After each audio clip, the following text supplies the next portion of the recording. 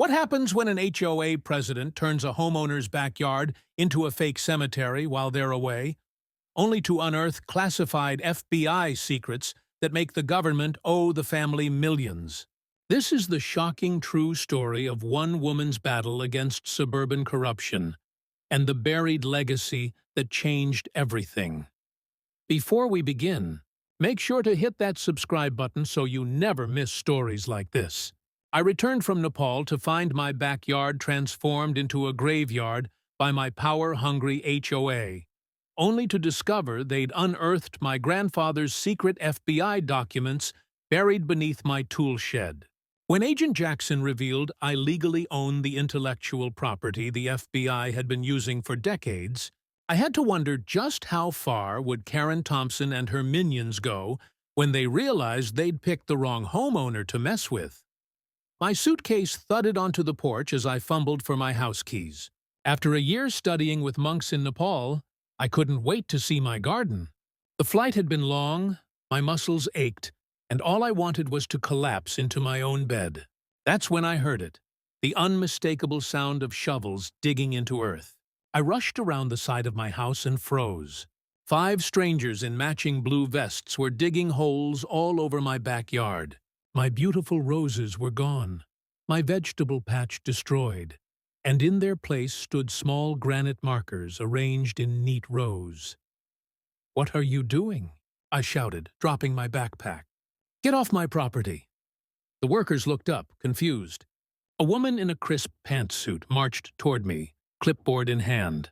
"Excuse me, but this is now Pinecrest Gardens Memorial Grounds," she said, pushing designer sunglasses up her nose. "You can't be here." Before I could respond, my neighbor Margaret came running across the street, her gray curls bouncing. "Thank goodness you're back," she cried. "I've been calling and emailing you for months." The pantsuit woman frowned. "Margaret, you know this person?" Margaret grabbed my arm. "This is the owner. This is whose house and land this is." The woman's face went blank, then slowly reddened. "That's impossible. The HOA determined this property was abandoned after 6 months of no contact." I pulled out my phone, showing her my travel documents. "I've been on a sabbatical in Nepal. I paid all my bills in advance and notified the post office." "That doesn't matter," she snapped. "HOA bylaws clearly state—" "I'm sorry," I interrupted. "But who are you?" Margaret answered before she could. "This is Karen Thompson. She became HOA president 3 months after you left." Karen straightened her jacket. "As I was saying, according to Bylaw 47B, properties deemed abandoned can be repurposed for community needs. We voted unanimously. My head spun as I surveyed the destruction of my yard. 12 years of gardening gone. The Japanese maple my mother had planted, the herb spiral I built, stone by stone, all replaced with these grave markers." "Are those headstones?" I asked, horror creeping into my voice. Karen had the audacity to look proud. "Memorial markers. We've been selling plots to community members who want to remember their loved ones or reserve spaces for themselves. It's been quite profitable." "Profitable?" I felt my hands shaking. "You're selling pieces of my property." "Community property now," Karen corrected, checking her watch. "Now, if you'll excuse me, we have the Peterson Memorial Service at 3. You'll need to leave." I stood my ground. "I'm not going anywhere. This is my home, my land, and I have the deed to prove it." Karen signaled to a man in a security uniform. "Hank, please escort this person off the premises." Margaret stepped between us. "Karen, you can't do this. I told you months ago the owner was traveling." "Your input was noted at the meeting, Margaret," Karen said coldly. The vote was still unanimous. As Hank approached, looking uncomfortable, I noticed something strange behind where my garden shed once stood. A different kind of digging was happening. Men in dark jackets were carefully removing something from the ground, placing items in clear plastic bags. "What's happening over there?" I demanded. "Where's my shed?" Karen's expression changed. Something flashed across her face. Fear. "That's a separate matter. We found irregularities during the initial excavation, Margaret leaned close to me. "They found something buried under your shed," she whispered. "The FBI has been here for 3 days." "The FBI? Under my shed?" My grandfather's warning echoed in my head. Never move the shed. Never dig there. What's buried stays buried. I'd always thought he was being dramatic. Karen was speaking into her phone now, shooting nervous glances my way. "Yes, the owner has returned." "Yes, unexpected." "No, they don't appear to know about the discovery." One of the men in dark jackets looked up, noticed me, and began walking over. As he got closer, I could see the letters FBI on his jacket. "Miss Thompson, we need to speak with the property owner," he said firmly. Karen pointed at me, her finger trembling slightly. "Apparently this is them." The agent turned to me, expression unreadable behind dark sunglasses. "I'm Special Agent Jackson. We need to talk about what we found beneath your property." "I've been gone for a year," I said. "I have no idea what's happening." "Nevertheless," he replied, "what we've uncovered appears to date back to the 1940s. Did you know your grandfather worked for the federal government?" Of course I knew. Grandpa told endless stories about his government work, though he was always vague about the details. He'd left me the house with strict instructions about the yard, instructions I'd foolishly ignored. "He mentioned it," I said carefully. Agent Jackson gestured toward his colleagues. "We found a waterproof box containing documents marked classified. Very old, but still technically sealed government property." Karen stepped forward, clipboard raised like a shield. "This discovery further justifies our community's claim to this land. Clearly, there are national security issues at stake." Agent Jackson gave her a look that could freeze lava. "Ma'am, this is now a federal investigation. The HOA has no jurisdiction." As Karen sputtered protests, Margaret squeezed my arm. "They found something else, too," she whispered. Before the FBI came, Karen told everyone not to talk about it. A chill ran down my spine as Agent Jackson handed me his card. "We'll need you to come in for questioning tomorrow morning. In the meantime, don't discuss this with anyone." As he walked away, Karen's phone rang again. Her face paled as she listened.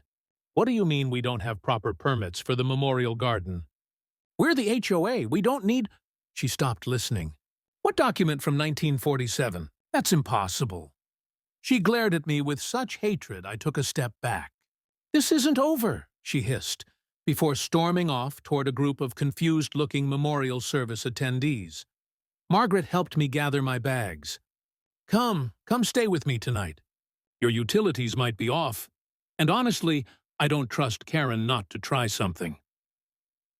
As we walked to Margaret's house, I glanced back at my transformed yard, at the FBI agents carefully excavating beneath where my shed once stood, at Karen furiously making calls. "Margaret," I asked quietly, "what exactly did they find before the FBI came?" Margaret looked around nervously before answering. "A metal box with your grandfather's name on it. Inside were photos of your grandfather with J. Edgar Hoover and documents about something called Project Insight." Karen opened it before realizing what it was. My grandfather with the founder of the FBI? Project Insight? None of this made sense. "There's something else," Margaret added as we reached her door. "The deed they found from 1947. It wasn't just for the house." She lowered her voice to barely a whisper. "It gave your family ownership rights to something the government still uses today." Sunlight streamed through Margaret's guest room curtains as I stared at the ceiling, my mind racing. Last night's revelations about my grandfather, the FBI, and whatever Project Insight was kept me tossing and turning until dawn. A knock at the door interrupted my thoughts. Margaret entered with coffee and toast. "You have a visitor," she said nervously. "Agent Jackson is in the living room." I quickly dressed and found him examining family photos on Margaret's mantel. "Sorry to intrude so early," he said, turning toward me. "But developments overnight have accelerated our timeline." "What developments?" I asked, accepting the coffee Margaret offered. The documents we recovered trace back to the founding of modern FBI forensic methods, he explained. Your grandfather wasn't just any employee. He established our first forensics division. I nearly choked on my coffee. Grandpa never mentioned that. He just said he worked for the government. Agent Jackson nodded. Many early employees maintained strict secrecy. But that's not why I'm here. He placed a folder on the coffee table. We found your grandfather's will among the buried items. It's quite unusual. Inside the folder was a yellowed document sealed with government watermarks. My hands trembled as I read. To my descendants, I leave not only my property and possessions, but the rightful ownership of all methods, processes, and intellectual frameworks cataloged in Project Insight. The U.S. government maintains perpetual license to use these methods conditional upon proper acknowledgement of ownership and reasonable compensation. I looked up, confused. What does this mean? It means, Agent Jackson said slowly, that your family technically owns the intellectual property rights to forensic methods the FBI has been using for over 70 years. Margaret gasped. I couldn't speak.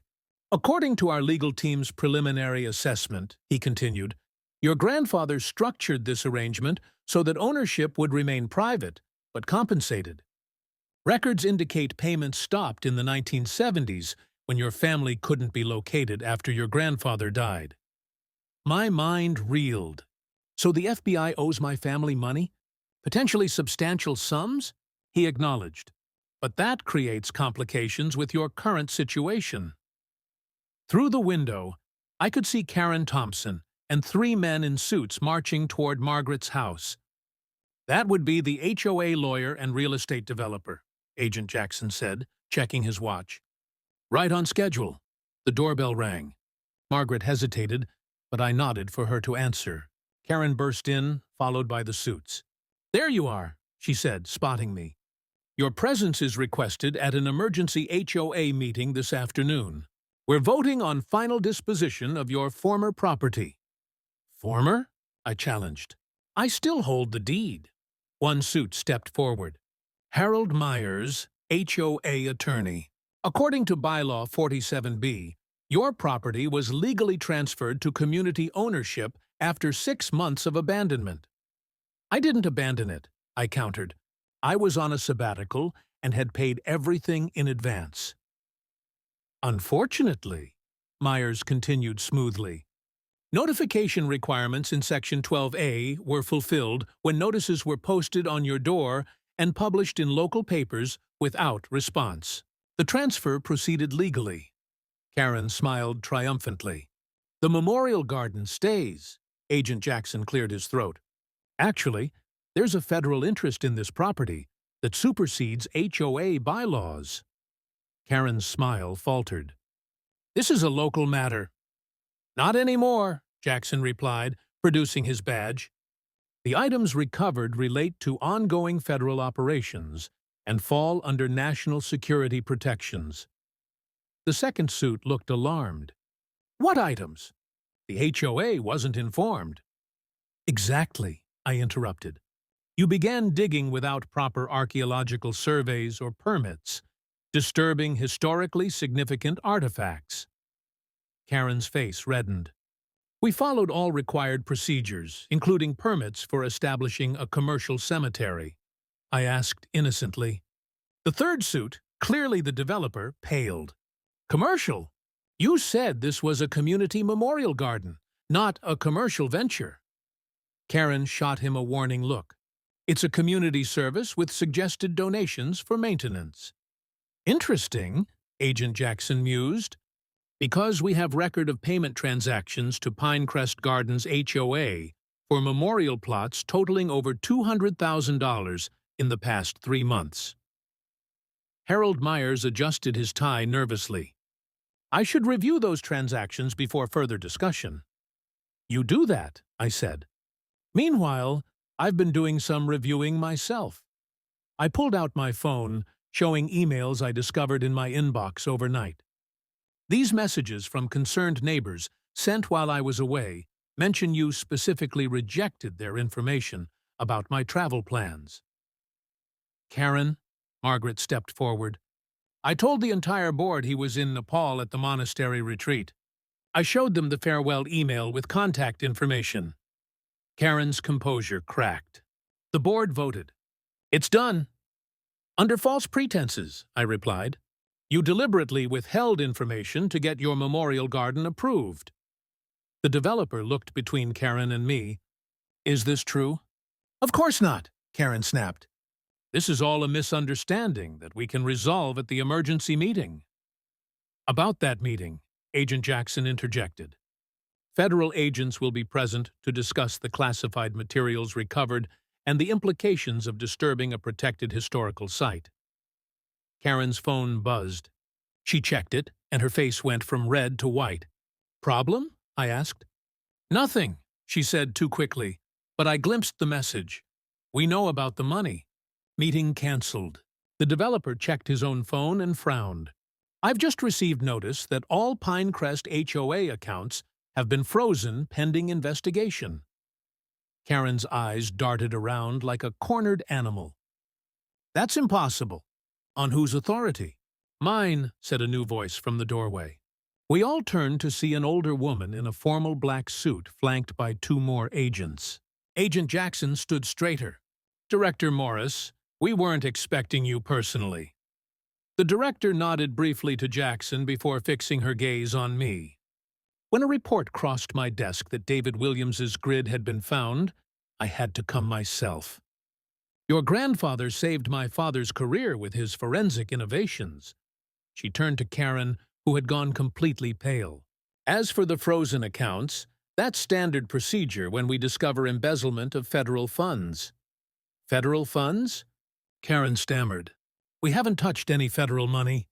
Director Morris smiled thinly. The moment you sold the first plot on this property, you were misappropriating federally protected assets. The intellectual property alone is valued in the millions. The room went silent as Karen sank into a chair, her empire crumbling before her eyes. What happens now? I asked quietly. The director handed me a thick folder. That's up to you. Inside is everything we know about your grandfather's work, the property's historical significance, and your options moving forward. As I took the folder, I noticed a small key taped to the inside cover with a note in my grandfather's handwriting. For the hidden room beneath the rose garden. Some secrets are worth protecting. Some are meant to be revealed. Choose wisely. I looked up in shock. There's a hidden room under where they've been digging graves. My hands trembled as I opened the door to find a tall man in a crisp suit standing on my porch. The silver badge he flashed caught the evening light. Good evening, Agent Jackson, FBI. We need to talk about what was found on your property. A chill ran down my spine. I stepped aside, inviting him in while trying to hide my racing heart. The weight of Grandpa's warning echoed in my mind. Never let anyone see these papers, not even people who say they're from the government. Agent Jackson's shoes clicked against my hardwood floor as he followed me to the living room. Family photos lined the walls, including one of Grandpa shaking hands with men in old-fashioned suits. Is that Harold Mitchell? Agent Jackson asked, stopping abruptly at the photo. My grandfather, I nodded. How did you know? Every FBI agent learns about Harold Mitchell during training. He practically invented modern forensic investigation. Jackson's eyes widened.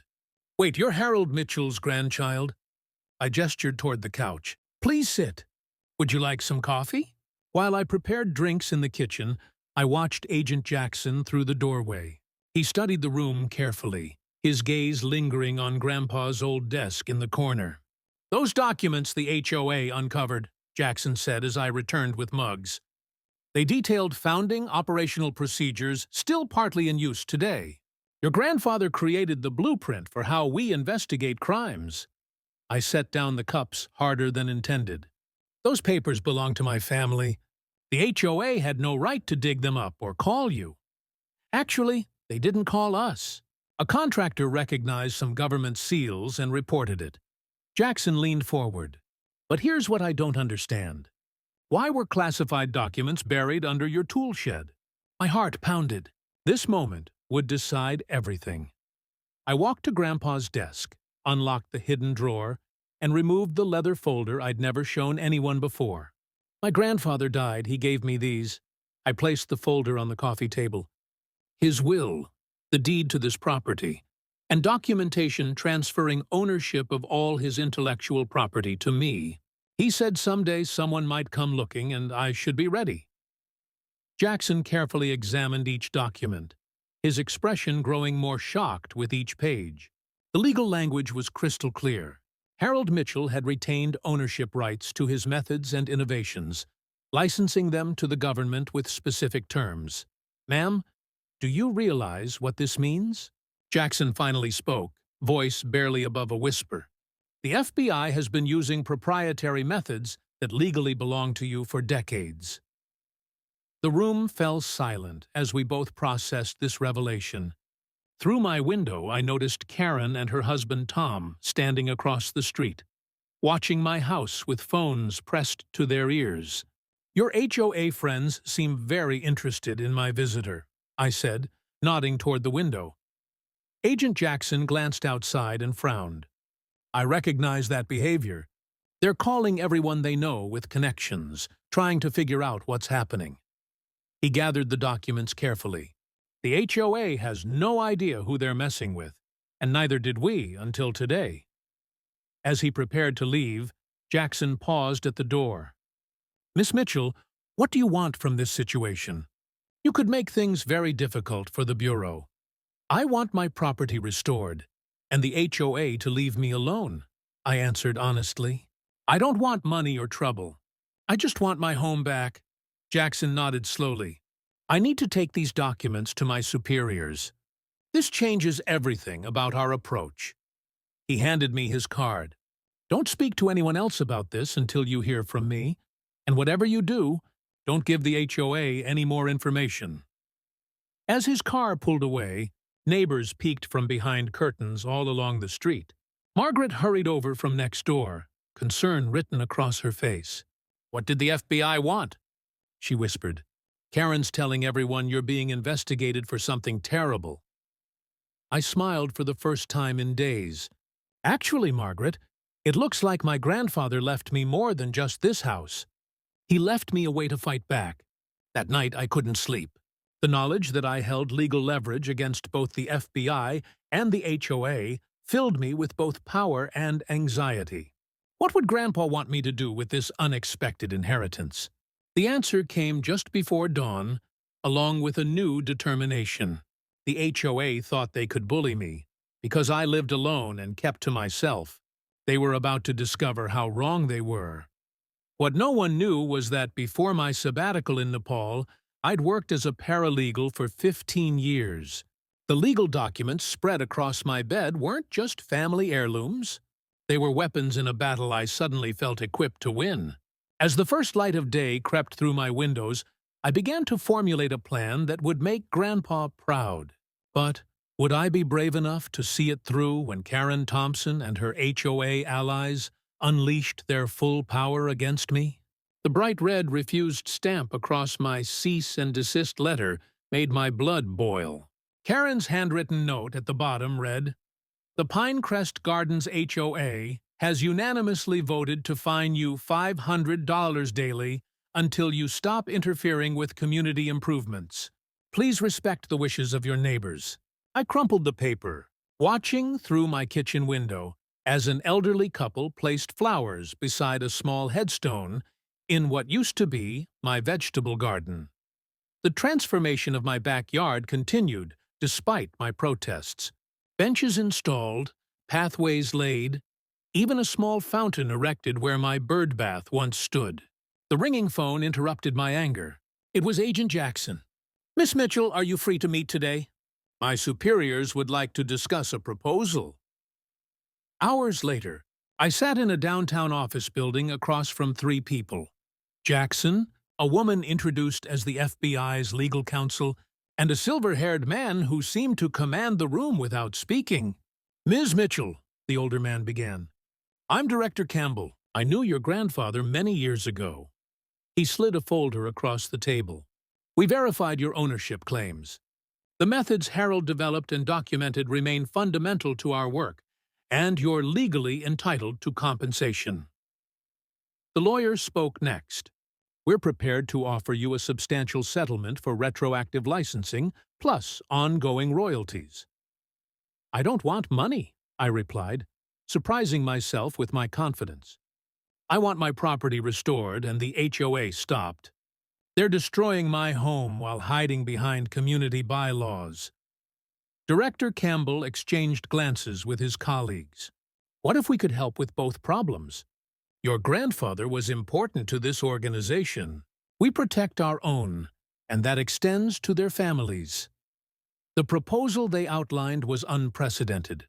The FBI would help me reclaim my property in exchange for fair licensing rights to Grandpa's methods. They would investigate the HOA's actions for potential legal violations while keeping my ownership of the intellectual property confidential. We can't directly intervene in a neighborhood dispute, Jackson explained.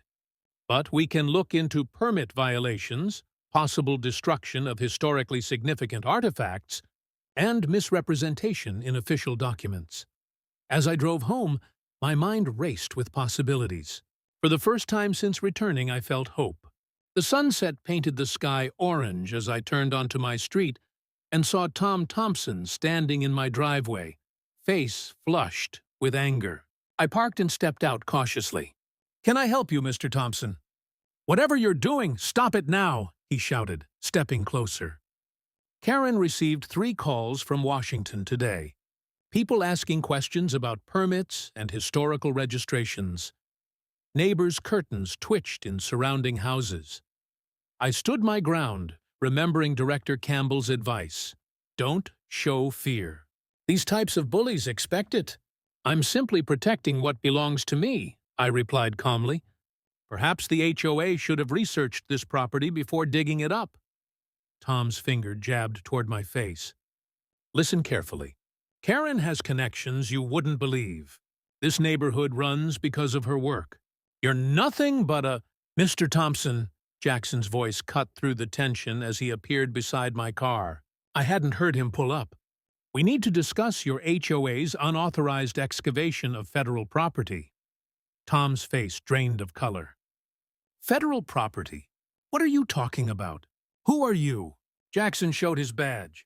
Your HOA disturbed a site containing historically significant materials related to the founding of the FBI, materials that were intentionally secured there by Harold Mitchell himself. I watched Tom's aggressive posture collapse. This is ridiculous. It's just a regular house in a regular neighborhood. Is it? Jackson pointed to my roof. That weather vane isn't decorative. It's an old FBI marker designating safe houses. Your HOA should have checked property records more carefully before voting to convert it. Tom backed away, nearly tripping. This isn't over, he muttered, but the threat sounded hollow. After he left, I turned to Jackson.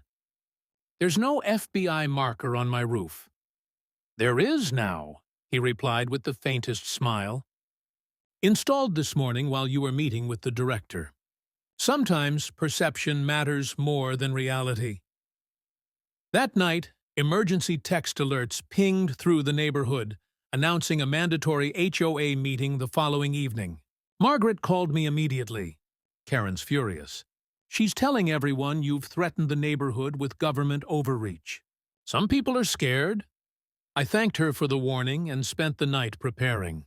The documents I found in Grandpa's hidden safe behind the basement bookshelf told a story even the FBI didn't fully know, of a property purchased specifically to hide evidence of early bureau operations too controversial to document officially. The next morning, Mrs. Fitzgerald, a widow in her 70s, stood in my yard placing flowers on what she called her grandson's plot.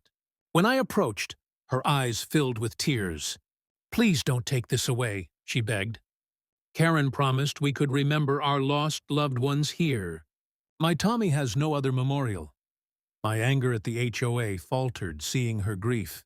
"Mrs. Fitzgerald, I'm so sorry about your grandson. But this isn't a real cemetery. There's nobody buried here.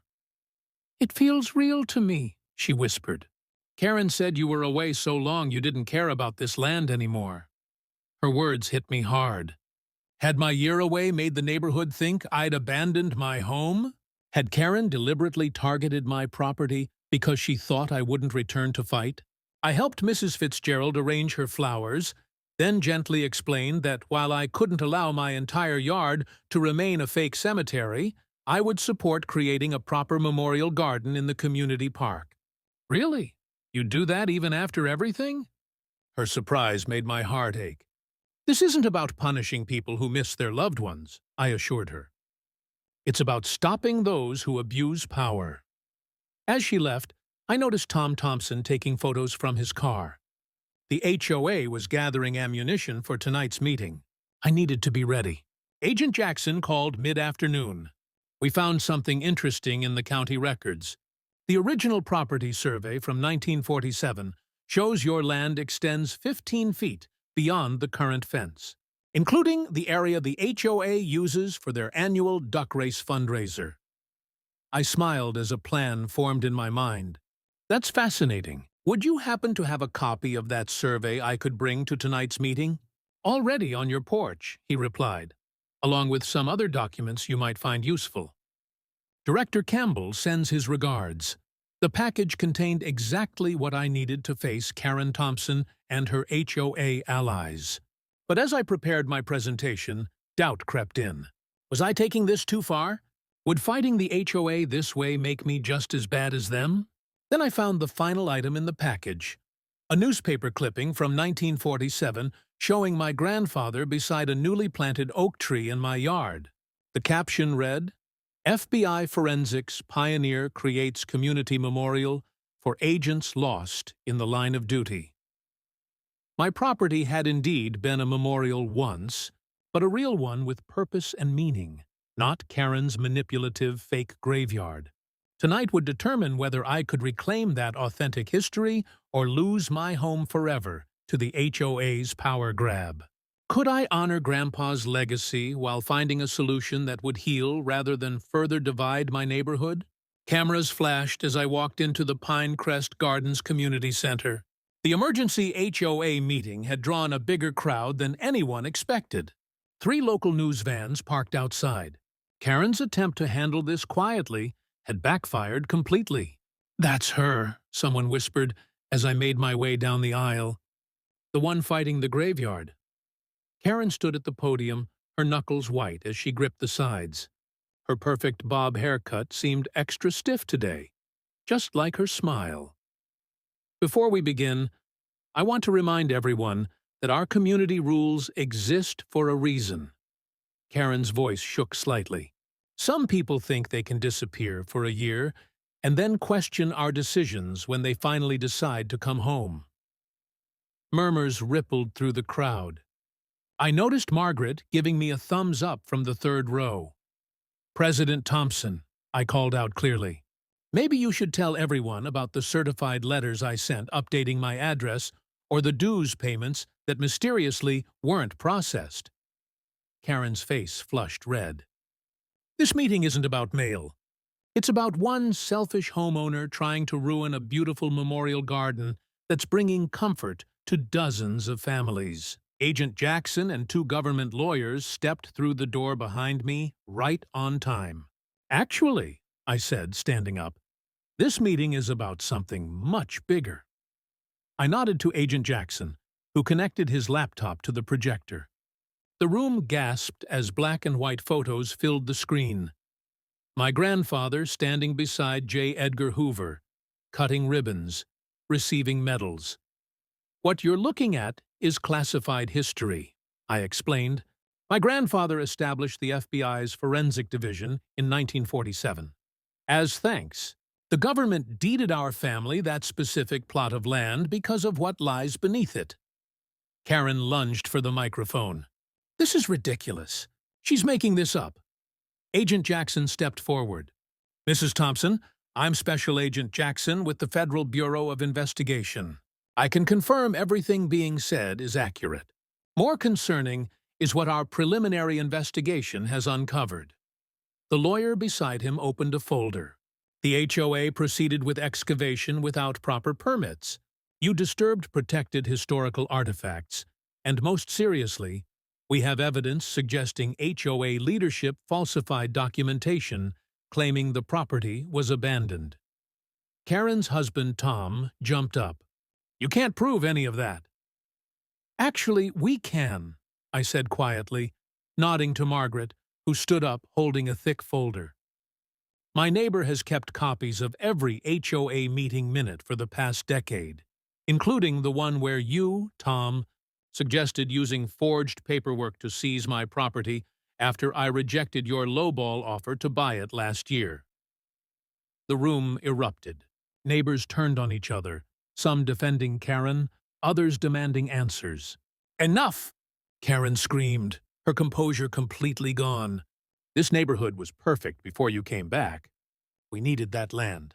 The property values were never your concern," I finished for her. "This was about power, not community." Agent Jackson cleared his throat. "Given the historical significance of the site and the evidence of wrongdoing, the federal government is prepared to invoke eminent domain on the entire Pinecrest Gardens property." The crowd fell silent. "However," the government lawyer added, "we're willing to limit our action to the improperly seized property provided HOA leadership immediately changes hands, and all memorial fixtures are removed within 30 days." Karen collapsed into her chair, face buried in her hands. Tom stormed out, slamming the door behind him. Margaret stood up again. "I nominate our rightful neighbor for HOA president, someone who actually understands property rights." Hands shot up across the room as the impromptu vote concluded. Agent Jackson leaned over. "Your grandfather's work saved countless lives. He'd be proud to see you fighting for what's right." I watched Karen slip out the back door, her perfect world crumbling around her. This wasn't just about my backyard anymore. It was about truth, justice, and making sure nobody in Pinecrest Gardens ever had to worry about coming home to find their land stolen again. The newly elected HOA secretary approached nervously. "What happens now?" I looked around at my neighbors, some guilty, some relieved, all watching me carefully. "Now," I said, "we rebuild the right way." Frost sparkled on the memorial plaque as I wiped it clean. 6 months had passed since that explosive HOA meeting, and Pinecrest Gardens had transformed in ways nobody could have predicted. "Need help with that?" Agent Jackson asked, appearing beside me with 2 coffee cups. He handed me one and surveyed the new memorial garden we created together. "It's perfect as is," I replied, stepping back to admire our work. Unlike Karen's illegal graveyard on my property, this memorial garden sat on properly designated community land. The small granite markers honored the same loved ones, but now everything was done legally with proper permits and genuine respect. "Have you heard from the Thompsons?" Jackson asked, blowing on his coffee. I shook my head. "Not since the tax audit. Margaret says they sold their house to a young family and moved to Florida. Funny how some people run when faced with consequences," he observed. We walked along the path toward what used to be my tool shed. In its place stood a small museum, the Foundations of Forensics, showcasing my grandfather's contributions to law enforcement. School buses visited weekly, and the FBI had even started hosting community outreach events there. "Your grandpa's methods revolutionized how we solve crimes," Jackson said. "That licensing agreement you worked out was brilliant. The Bureau gets to keep using his techniques, and you get to make sure his legacy helps people." I finished. "The money's just a bonus." A group of children ran past us toward the museum, their teacher struggling to keep up. I smiled, remembering how Karen once complained that kids made too much noise in the neighborhood. "President Margaret," called waving from my front porch. Since becoming my vice president in the new HOA, she'd taken to dropping by with baked goods and neighborhood updates. Today she carried a stack of papers along with her signature cookie tin. More complaints? I asked, climbing the steps. Quite the opposite, she replied, spreading the papers on my porch table. These are thank you notes. Mrs. Fitzgerald wants you to know her grandson's memorial is more beautiful than she ever imagined. The Johnsons appreciate the new playground we built with the licensing money, and Mr. Rivera says the community garden has given him purpose since his retirement. I flipped through the notes, amazed at how much had changed. The same neighbors who once allowed Karen to bully them now work together to make real improvements. There's something else, Margaret said, pulling out a newspaper. The story about what happened here got picked up nationally. 3 other neighborhoods with HOA disputes have reached out asking for advice. Jackson whistled. Looks like you might have found a new calling. Inside my house, the basement had become a research center where FBI historians carefully cataloged newly discovered documents from my grandfather's collection. What began as Karen's attempt to steal my land had accidentally unearthed a treasure trove of forensic history. That evening, we held a neighborhood potluck in the community center. People who barely spoke before now chatted like old friends. When I stood to give a brief speech, the room fell silent. 6 months ago, I came home to find strangers digging graves in my yard, I began. Nervous laughter rippled through the crowd. I was angry and hurt. But looking around now, I see something nobody could have predicted. We're not just neighbors anymore. We're a community. I raised my glass toward the window, where the lights of the memorial garden twinkled in the distance. Sometimes, I continued, good things grow from the worst situations. My grandfather spent his life searching for truth. And, in a strange way, that's exactly what happened here. We found our truth as a neighborhood. Later, as people drifted home, Jackson lingered behind. You know, he said quietly, we found something else in those documents yesterday. Something big! My heart skipped. What kind of big? He glanced around to make sure we were alone. The kind that might explain why the government was so interested in that specific plot of land. The kind that suggests your grandfather might have hidden more than just papers. I remembered Grandpa's cryptic words in his will. Protect the land. What lies beneath is only the beginning. Are you saying there's more? I whispered. Jackson's phone buzzed. He checked it and frowned. We'll talk tomorrow. Seems like Pinecrest Gardens isn't the only place where the past is resurfacing. As he walked away, I gazed out at my property, once stolen, now restored, and possibly hiding secrets even I couldn't imagine. Whatever came next, I knew one thing for certain. I'd never take an extended vacation without installing security cameras again.